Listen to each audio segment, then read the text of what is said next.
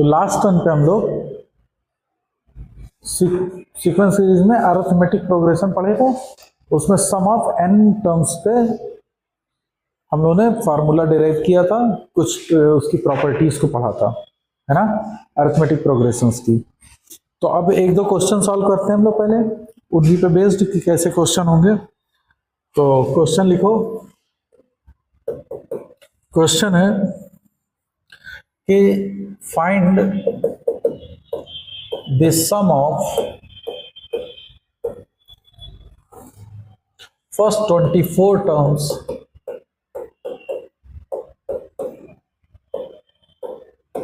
of an AP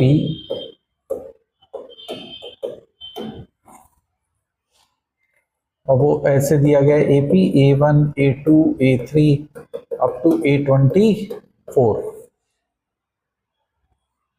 if it is given that A1 plus A5 plus A10 plus A15 plus A20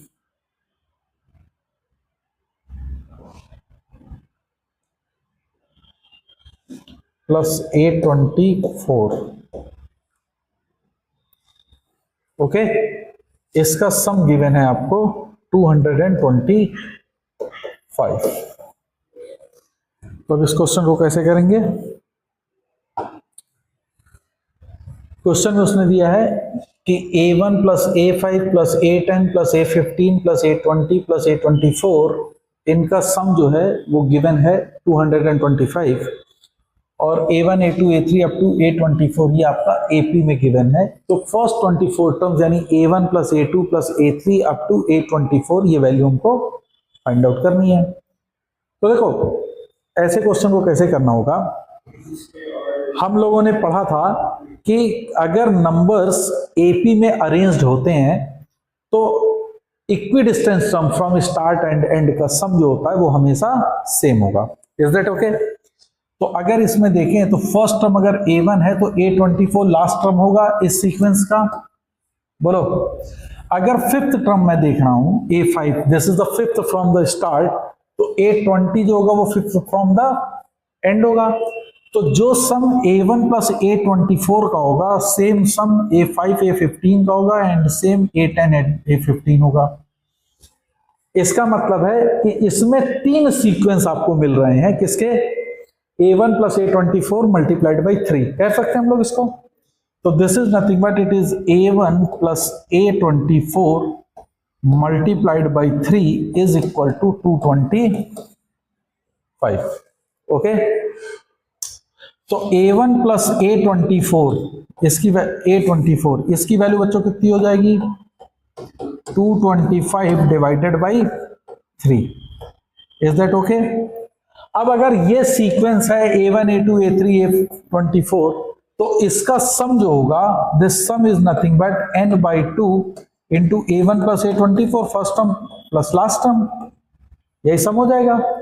और ये total number of terms कितने हैं? 24। तो 24 divided by 2, तो that is 12 multiplied by, और ये सम हमने कैलकुलेट कर लिया, दिस इज 225 बाई 3, तो दिस इज 4, और मल्टीप्लाई करोगे तो this comes out to be 900। तो sum of the first 24 terms of this AP is 900। समझ में आया ये कैसे होगा? तो ये हमेशा याद रखना, है बहुत अच्छी इंपॉर्टेंट प्रॉपर्टी है AP की कि sum of the equidistance term जो होता है वो हमेशा सेम होता है अगर नंबर अरेंज्ड हैं AP में। तो is that clear? Next question देखो,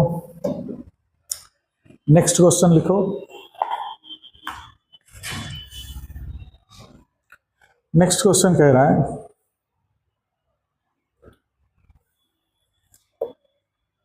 क्वेश्चन है कि किसी एक AP में in an arithmetic progression the sum of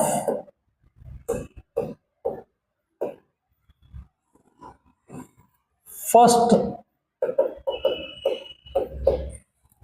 3 n terms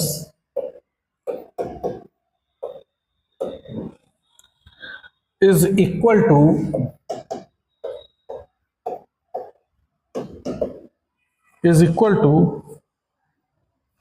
the sum of next n terms. Then find the ratio of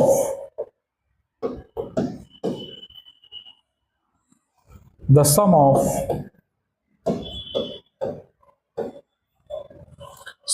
the first 2n term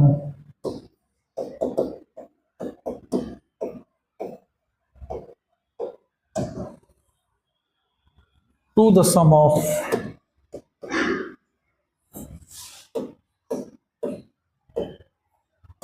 next 2n terms.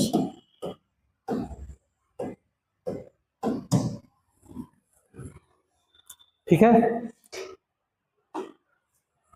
Question समझ में आया क्या कह रहा है? देखो क्वेश्चन ये है कि जैसे सपोज कर लो कि ये एक एपी है, यहां से स्टार्ट हो रही है, ये फर्स्ट 3n टर्म्स हैं,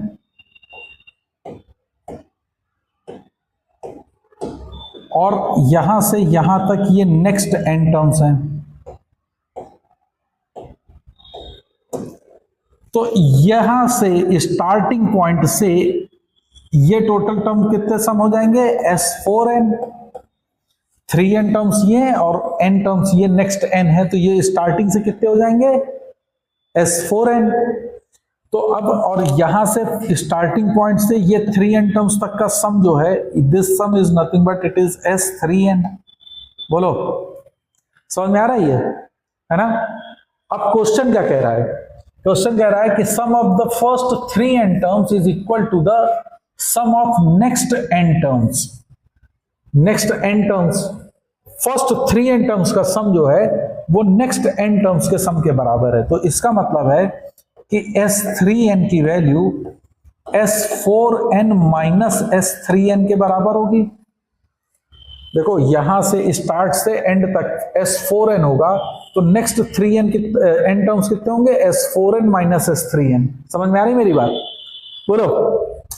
तो इससे तुम क्या कह सकते हो कि 2 times S3n is equal to S4n। अब जरा S3n और S4n की वैल्यू पुट कर दो। S3n क्या होगा?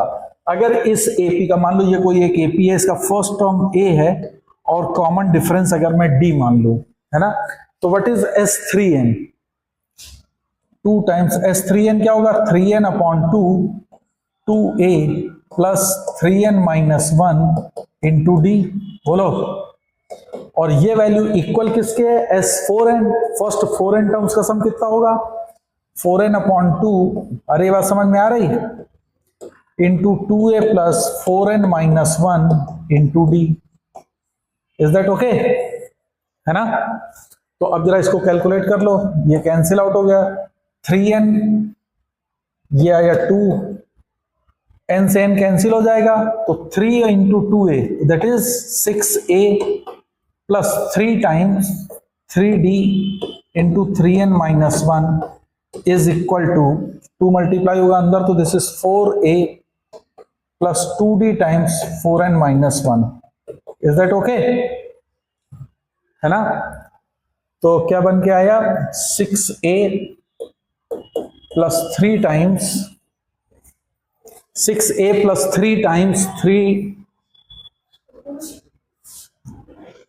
भैया मत आया करो, वीडियो हम बना रहे थे।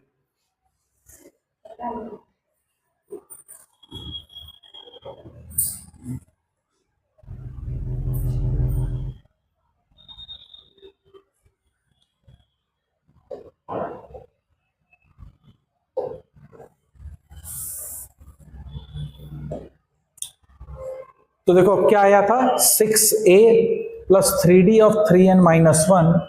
तो 6a plus 3d of 3n minus 1, इसकी वैल्यू आई थी 4a प्लस कितना था? 2d of 4n minus 1, 2d times 4n minus 1। क्या ये समझ में आया? बोलो भाई।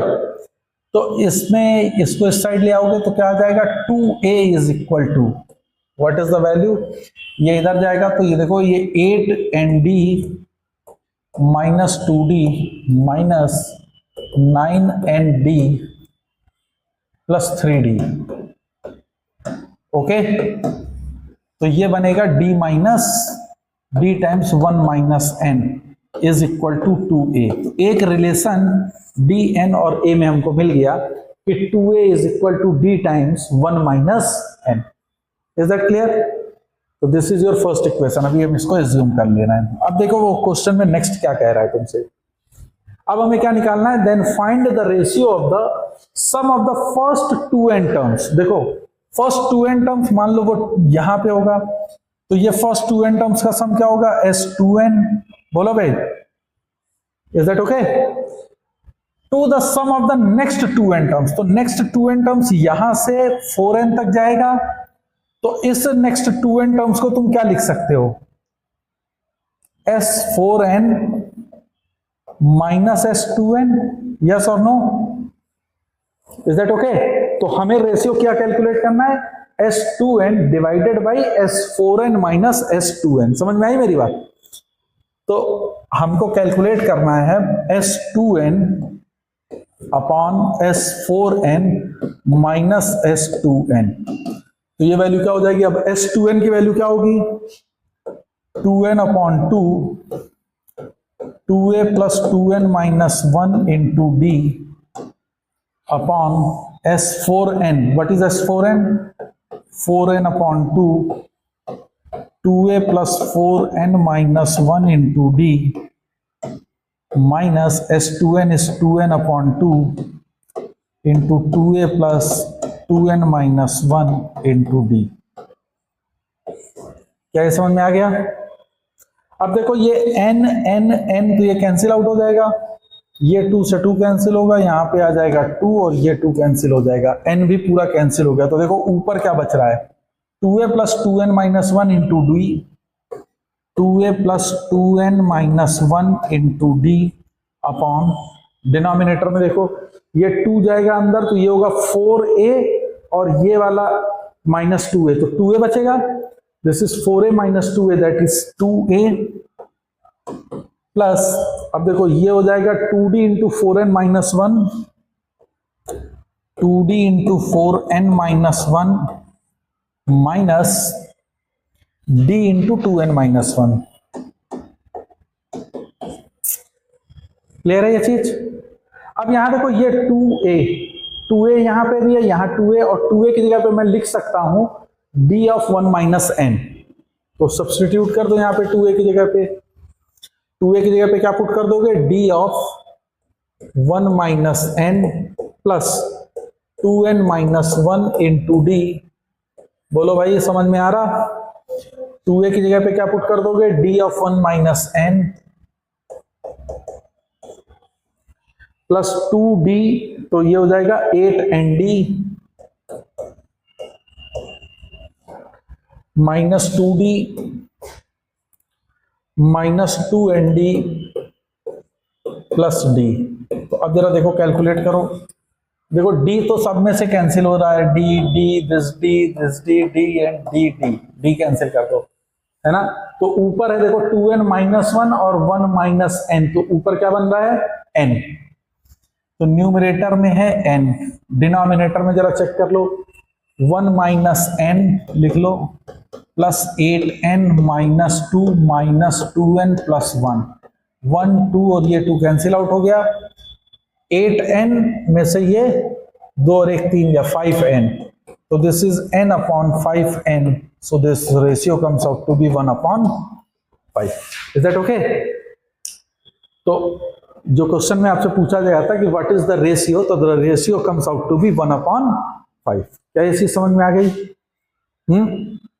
अब देखो जेईई एडवांस में एक क्वेश्चन आया था, 2011 में क्वेश्चन आया था जेईई एडवांस में। देखिए क्वेश्चन देखो, late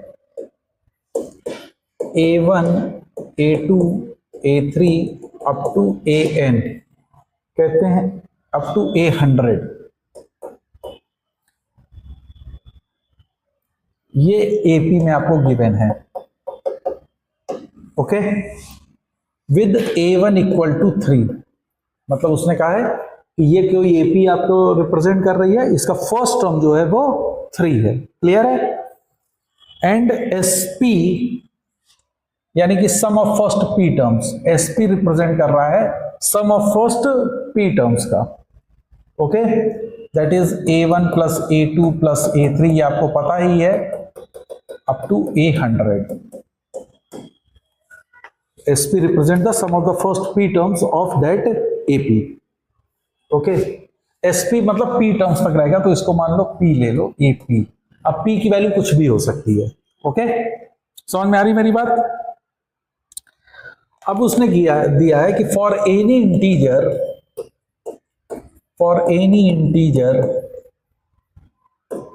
1 less than equal to n less than equal to 20, for any integer n, और n पे कंडीशन उसने दी है कि वो 1 से 20 के बीच में ही लाई कर रहा है। Let m is equal to 5n, m equal to 5n, तो कहता है if Sm upon Sn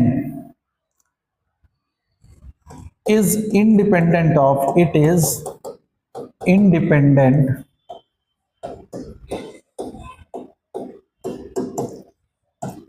of n, ये n से इंडिपेंडेंट है।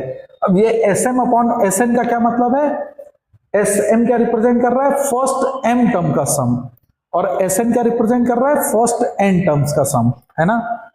तो find the value of A2, तो A2 की वैल्यू हमको बतानी है, यानी कि उसके सेकंड टर्म की वैल्यू को फाइंड आउट करना है। तो ये एडवांस में क्वेश्चन था, क्वेश्चन समझ में आ गया, क्वेश्चन को क्या कह रहा है। तो सबसे पहले हम यहां से स्टार्ट कर रहे हैं कि देखिए आपको दिया गया है Sm अपॉन Sn, मान लेते हैं कि इस AP का कॉमन डिफरेंस जो है वो D है, AP का कॉमन डिफरेंस D है, ठीक है, ओके। अब जरा देखिए Sm क्या होगा, what is Sm, m upon 2 into 2a plus 2a1, first term a1 है, plus m minus 1 into d होगा। Sn क्या होगा, n upon 2 into 2a1 plus n minus 1 into d, है ना। अब Sm अपॉन Sn मैं करता हूं, तो Sm अपॉन Sn, तो जरा गौर करना, दिस डिवाइडेड बाई दिस अगर हम करेंगे तो m अपॉन n आएगा, तो m अपॉन n की जगह पर मैं 5 लिख सकता हूं क्योंकि क्वेश्चन में दिया है, और फिर इनका रेशियो है, तो this is 5 times 2a1 plus m minus 1 into d upon 2a1 plus n minus 1 into d। अब देखो इस m की जगह मैं 5n लिख सकता हूं, तो this is 5 times 2a1 plus 5n minus 1 into d whole divided by 2a1 plus n minus 1 into d। अब कह रहा है ये एक्सप्रेशन जो है वो n से इंडिपेंडेंट होगा, यानी इसमें n का टर्म्स नहीं आना चाहिए। अब जरा गौर करो, इस एक्सप्रेशन को मैं देखो कैसे लिख रहा हूं, 5 टाइम्स, देखो न्यूमरेटर को मैं लिख सकता हूं 2a1 minus d plus 5nd divided by 2a1 minus d plus nd, बोलो। और ये बहुत इंपॉर्टेंट चीज है, आगे से आप याद भी रखिएगा, इस तरह के क्वेश्चन कई बार पूछे गए हैं। ये चीज समझ में आ गई कि नहीं। अब ये एक्सप्रेशन अगर n से इंडिपेंडेंट होगा, ध्यान से समझना, तो ये पॉसिबिलिटी कब बनेगी, अगर मेरा 2a1 माइनस d ये वैल्यू 0 हो जाए। अगर ये जैसे ही 0 होगा तो ये क्या बनेगा, 5nd अपॉन nd, n से n कैंसिल हो जाएगा, then it will be independent of n होगा, हाँ या ना। तो इंडिपेंडेंट होने के लिए क्या होगा, 2a1 minus d must have to be must have to be 0। बोलो भाई, तो इसका मतलब d की वैल्यू 2a1 होनी चाहिए, और 2a1 और what is a1? a1 is 3, so d की वैल्यू कितनी आ गई? 6। तो कॉमन डिफरेंस जो था उस AP का वो कितना था? 6। आपसे क्वेश्चन में क्या पूछा गया था? A2। तो what is A2? That is second term, क्या हो जाएगा? A1 plus d। बोलो भाई, A1 था 3, d था 6, तो A2 comes out to be 9। so this will be your answer। समझ में आया कि नहीं? है ना? तो ये चीज इसकी सबसे इंपॉर्टेंट था कि 2a1 माइनस d दोनों में कॉमन आया था, इसको 0 होना चाहिए if the term has to be independent of n। क्या ये चीज समझ में आ गई? तो ये एक अच्छा क्वेश्चन था एडवांस में, तो आई थिंक आपको समझ में आ गया होगा। समझ में आया कि नहीं? ओके।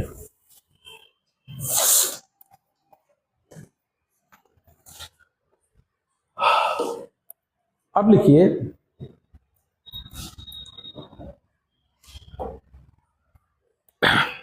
अब देखो, अब हम लोग करने जा रहे हैं नेक्स्ट, कि अगर मान लो आपको 2 या 2 से अधिक AP दिए गए हैं और उनके कॉमन टर्म से हमको कोई एक AP फॉर्म करनी है ना? तो हम लोग कैसे फॉर्म करेंगे AP, है ना? तो लिखो कि finding the AP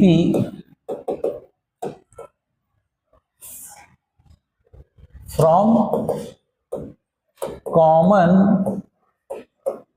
terms of given APs। क्या मतलब हुआ? जरा मतलब पहले इसका समझो, फिर इसको हम लोग करते हैं। देखो, मान लो कि एक कोई हमको दिया गया है AP, वो AP है तुम्हारी 1, 3, 5, 7, 9 एंड सो ऑन, ऐसे एक कोई AP आ रही है, ठीक है? और एक कोई दूसरी AP है, वो AP आपको दी गई है 7, 11, 13, 17 एटसेट्रा, ठीक है? अब वो कहता है आपको एक ऐसी AP फॉर्म करो जो जिसके टर्म्स इसमें और इसमें दोनों में कॉमन हो। तो देखो, दोनों में कॉमन के लिए पहला टर्म जो मिलेगा वो 7 होगा। बोलो, तो अब मैं कॉमन टर्म की AP बना रहा हूं, कॉमन टर्म्स AP। देखो 7 हो गया, इज दैट ओके? अब देखो ये 7, 9, 11, 13, 15, 17 ऐसे जाएगी AP। नेक्स्ट वाला टर्म क्या होगा? 13, दोनों में कॉमन है। हाँ, आई एम सॉरी, 11 है ना? तो 11 है, देन 13 है, देन 17 है। तो ये वो AP है जिनके टर्म्स दोनों में कॉमन है। Is that okay? तो समझ में आया कि हमें बेसिकली करना क्या है।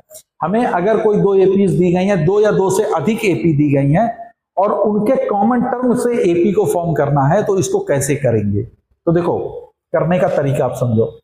इस वाले AP का कॉमन डिफरेंस मान लो D1 था, तो वो कितना था? 2। इस AP का कॉमन डिफरेंस कितना था? 4। ओके? जो ये AP आई है कॉमन टर्म्स की, इसका कॉमन डिफरेंस कितना आया है? दिस इज 4, है ना? ओके? अब ध्यान से समझिएगा। मान लो अगर तुमको कोई AP1 दी गई है, फर्स्ट AP, इसका कॉमन डिफरेंस जो है वो है D1।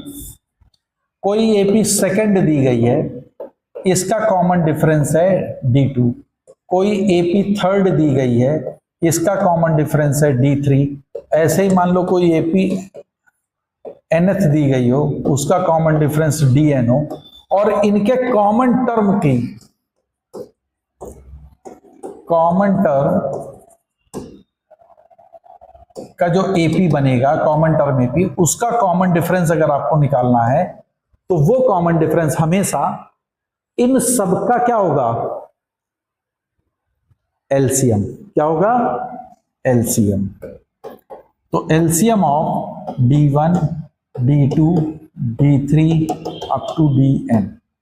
क्या ये बात समझ में आ गई है ना? जैसे लास्ट टर्म में देखो, लास्ट क्वेश्चन में तुमने क्या देखा था कि पहले वाले का कॉमन डिफरेंस कितना था 2, दूसरे वाले का 4।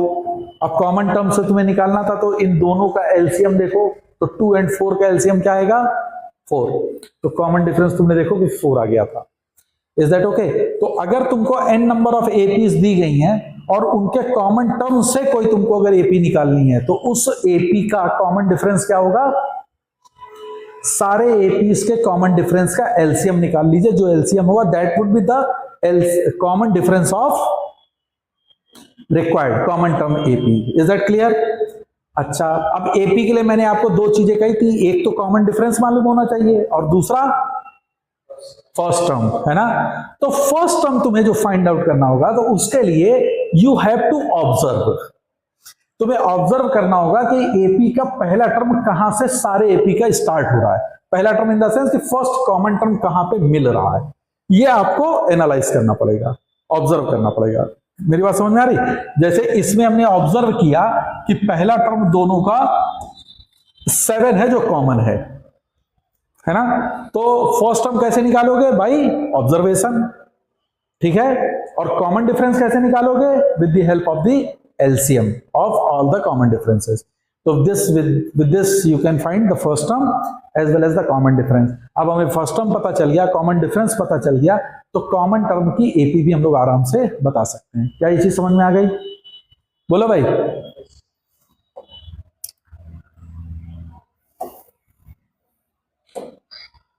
तो एक क्वेश्चन इसमें भी है, एडवांस में ही आया हुआ क्वेश्चन है, उसको जरा सॉल्व करो। क्वेश्चन दिया है कि एक एपी है, एक एपी है, उसको रिप्रेजेंट हम कर रहे हैं ए कॉमा डी से। ऐसे लिख रहा हूं, एपी को कैसे लिख रहा हूं? ए कॉमा डी से, ओके? और इसका क्या रिप्रेजेंट कर रहा है? ए क्या रिप्रेजेंट कर रहा है?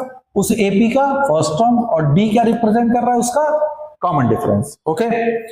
तो कहते हैं कि find the AP such that AP 1,3 intersection AP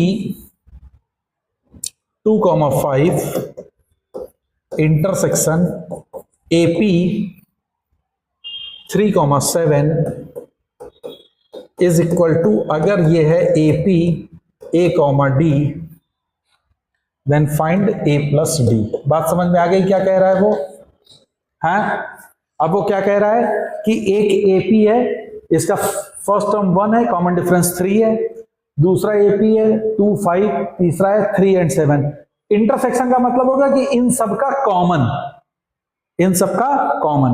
तो अब हमको बताओ, अब हमको बेसिकली ये वाली जो एपी है वो इन तीनों के कॉमन एपी का बराबर होगी। तो पहले वाले एपी जरा लिखते हैं। पहले वाली एपी देखो क्या होगी, 1, है ना? देखो कॉमन डिफरेंस तो तुम आराम से निकाल लोगे। कॉमन डिफरेंस क्या होगा जल्दी से बताओ। चलो पहले कॉमन डिफरेंस निकाल लो। तो what is the common difference of AP? LCM of 3, 5, 7, yes और नो? 3, 5, 7 यही 3 कॉमन है। तो एलसीएम ऑफ 3, 5, 7 ये कितना हो जाएगा? 105। बोलो। तो जो कॉमन डिफरेंस वाली एपी है उसका कॉमन डिफरेंस, जो कॉमन टर्म से एपी बन रही है उसका कॉमन डिफरेंस कितना होगा? 105। ये तो बहुत आसान हो गया। अब बेसिक चीज क्या है?